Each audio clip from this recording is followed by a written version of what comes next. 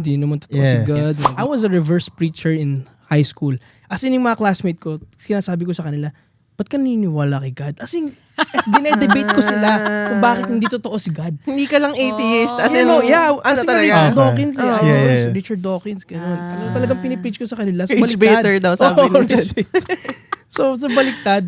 And then, yung mom ko, there was one time, after the feast, pinipilit niya akong pumunta ng Y2 pa noon, which is youth home. Y2. Sinasabi ko sa kanya talaga na, ayoko mami, ayoko pumunta doon.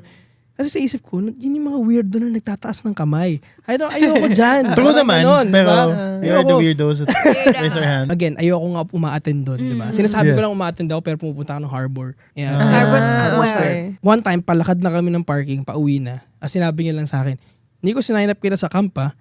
Tapos ako talaga, ha? Ano? Ayoko nga umattend ng 2 hours, 4 days. 4 days pa ako kasama yung mga yun. Oh my gosh, no. Anyways, so umattend nga ako ng camp. Day 1, day 2, day 3, lahat ng mga talks nun, I was trying to ignore. Ginaganon, alam mo hindi naman totoo yun eh. Yeah, ginaganon, hindi naman totoo si God, mga ganyan ako.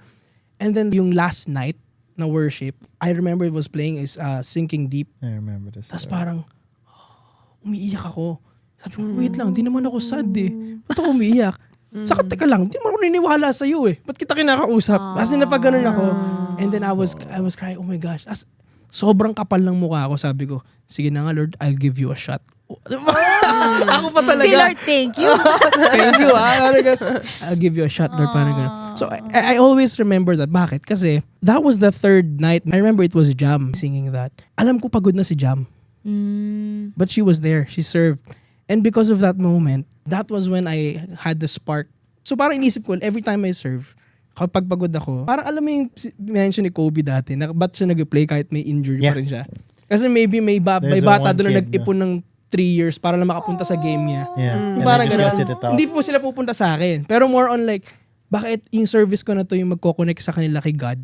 Yeah. Tapos sinabi ko, ay, nakatamad.